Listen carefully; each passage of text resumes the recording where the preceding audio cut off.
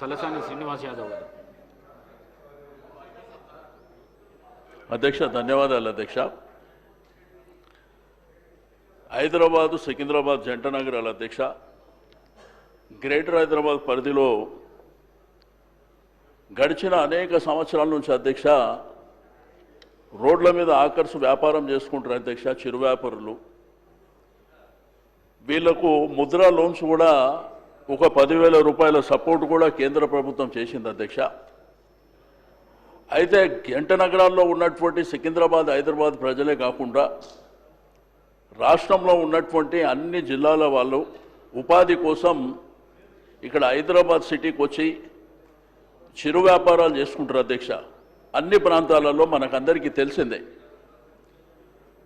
కానీ వాళ్ళకి ఏంటంటే ఈ మధ్యకాలంలో నిర్దాక్షిణ్యంగా వాళ్ళని తీసేయడం, ఒకవైపున పోలీస్ యంత్రాంగం, రెండో వైపున మున్సిపల్, మూడో వైపున హైడ్రా, ప్రజలకు ట్రాఫిక్ విషయంలో ఇన్కన్వీనియన్స్ ఏదన్నా జరిగితే తొలగిస్తే బాగుంటుంది. కానీ వాళ్ళు ఫుట్పాత్ల మీద వ్యాపారం చేసుకునేటువంటి చిరు వ్యాపారులు హైదరాబాద్ సిటీలో కొన్ని వేలాది మంది, మనకు తెలిసి ఒక 35-40 సంవత్సరాల నుంచి వ్యాపారాలు చేసుకుంటారు అధ్యక్ష.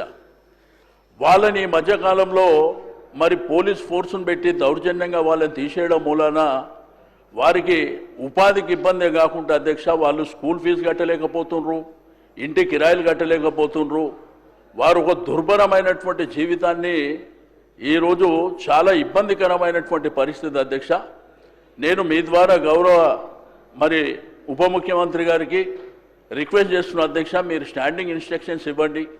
ఎందుకంటే డీసీ ఆధ్వర్యంలో కమిటీ కూడా ఉన్నది అధ్యక్ష.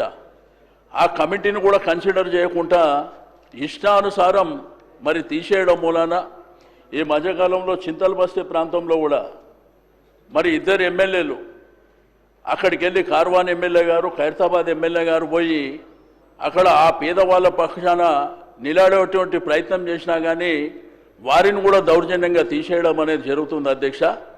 మన ప్రతాపం చూపిస్తే ఇంకా పేదవాళ్ళ మీద ఎందుకు చూపిస్తున్నారో అర్థం అవుతలేదు అధ్యక్ష. దయచేసి దీన్ని మరి ప్రభుత్వం సైడ్ నుంచి కొంత అధికారులకు స్టాండింగ్ ఇన్స్ట్రక్షన్స్ ఇచ్చి ఆ పేదవాళ్ళని ఆదుకోవాలని చెప్పి.